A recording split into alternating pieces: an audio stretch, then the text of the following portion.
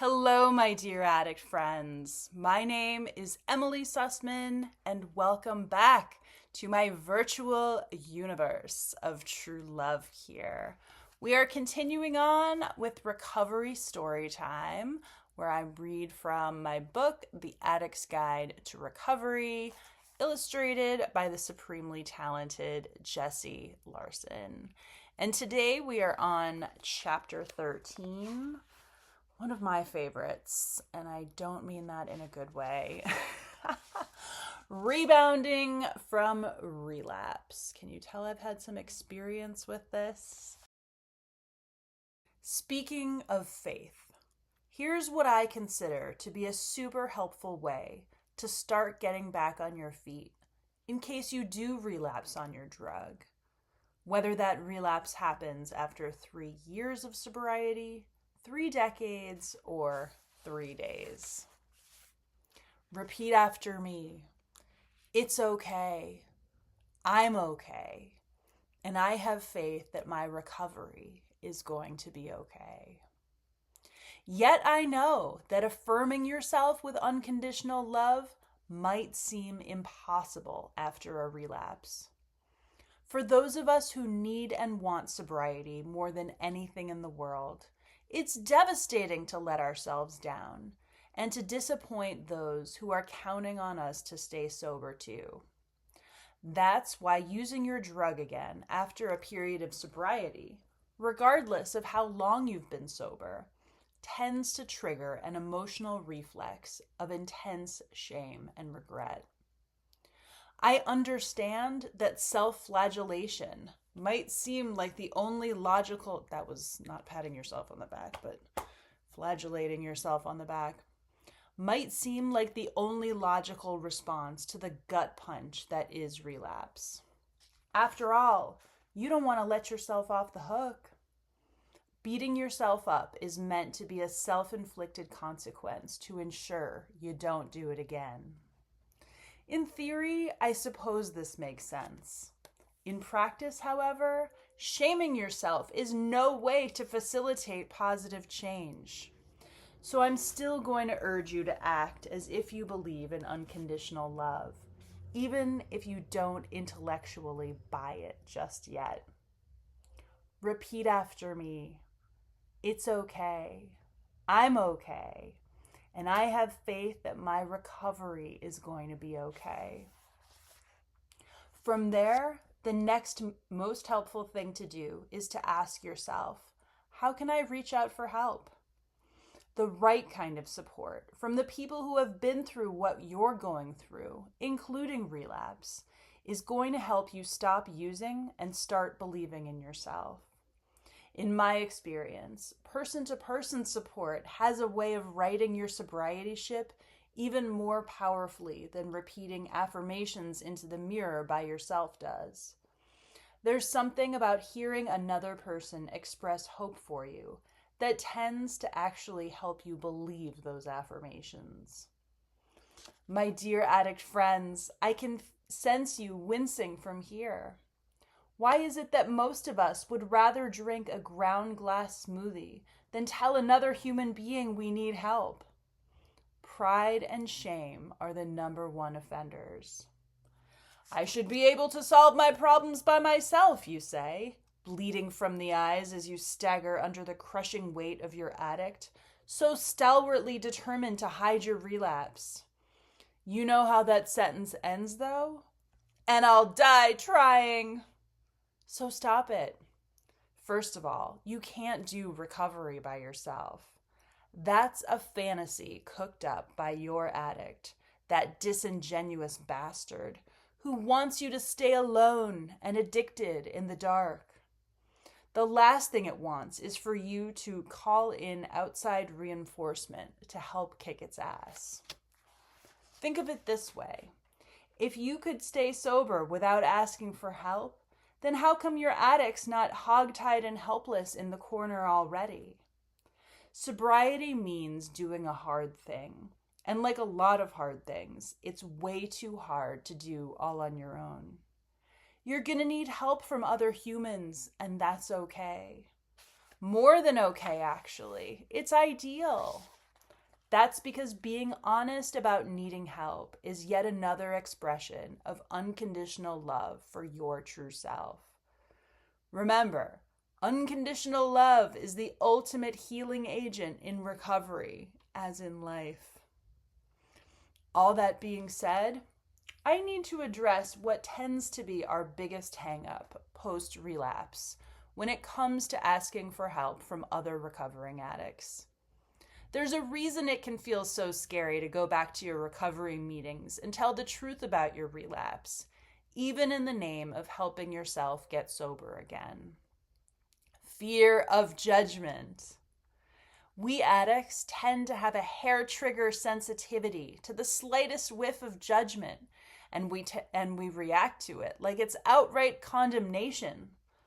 If your history is anything like mine, you've done some pretty crazy things to retaliate against the judgment of others, or to avoid coming into contact with it altogether.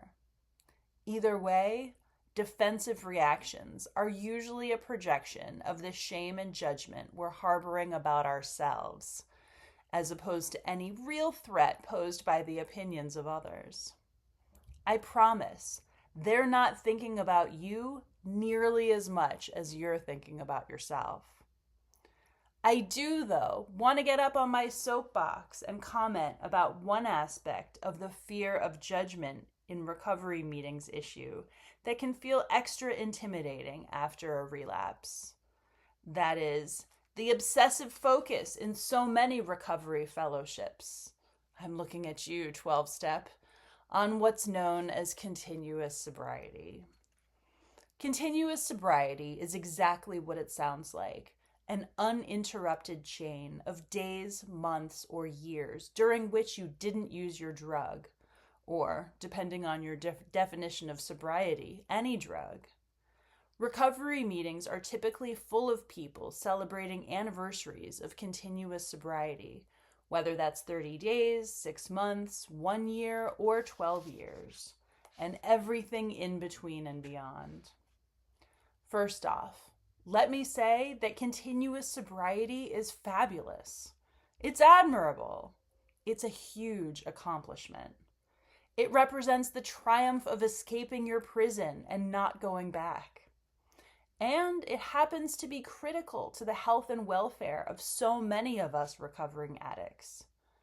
That's the primary reason I urge everyone I work with to aim for maintaining continuous sobriety, including myself. It's easier to stay sober than it is to start over, another popular recovery expression goes. And for some, it's truly a matter of life and death.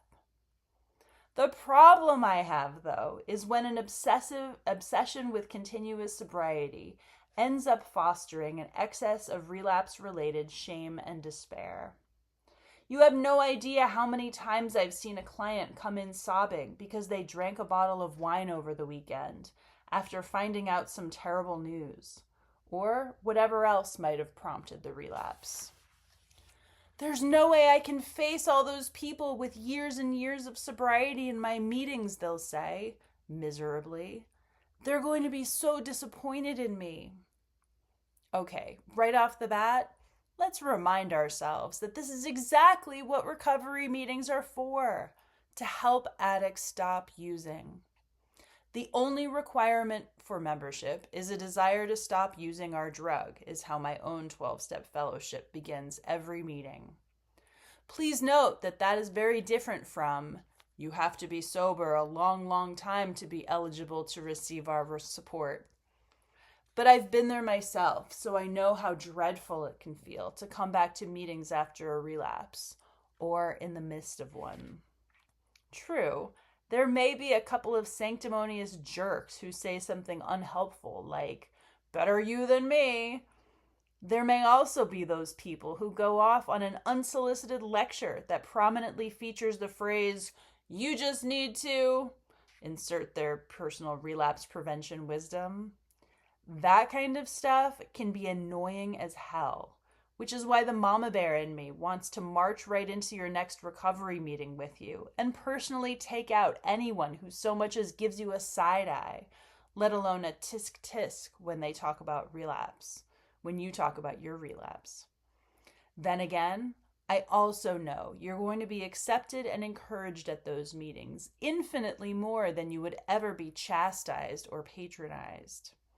So much of our fear of judgment ends up being fantasy, a projection of our own guilt and shame. And as I've said before, the number one way to diminish the shame that rouses your addict's appetite is to turn it over to the light of unconditional love. Dispel that shame by being honest with others about it.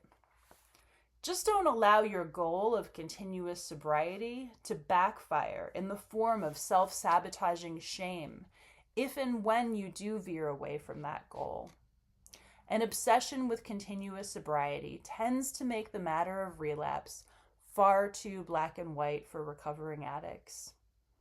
I mean, there are relapses and there are relapses. For example, using your drug on 4 separate days over the course of your first year of recovery might feel shameful and demoralizing, as in, oh man, 4 relapses, I suck. But I would urge you to step back and put it in perspective. Pre-recovery, you are probably using your drug every day or close to it. So come on, 361 out of 365 ain't bad. In fact, it's downright awesome. The other shame-laced sentiment I tend to hear from recovering addicts who have relapsed is, I guess this means I'm back at square one now. Woof. You're not in a hole, my dear addict friends. Not even if your relapse meant a painful landing on a new rock bottom.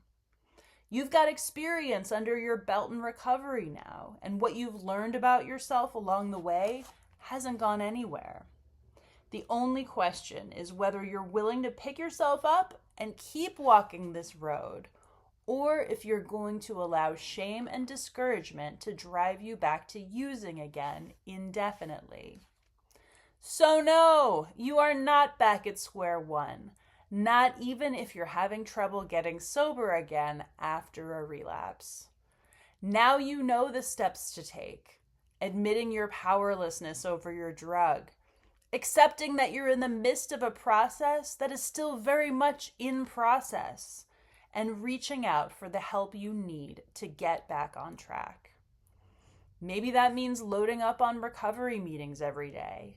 Or maybe it means pursuing intensive professional treatment, or both.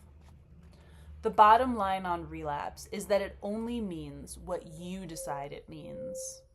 Will it be a blessing in that it ultimately moves you to a place of deeper acceptance of your powerlessness over your drug and a deeper commitment to giving unconditional love to your true self? Or will you use it as a reason to withdraw from the process of learning how to love and revert to unquestioning surrender to your addict's rotten, restrictive regime? Remember, whether you're sober or still using your drug, you're only on the outside of recovery if you want to be.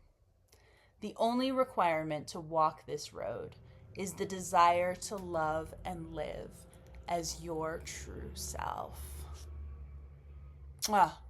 On that note, I love you, my dear addict friends. Sorry about the garbage truck. And I will catch you next time for chapter 14 and section 3, Getting with the Program. Who? Check you later, guys. This book is available, by the way, wherever online books are sold. It's available in paperback and Kindle. Bye-bye.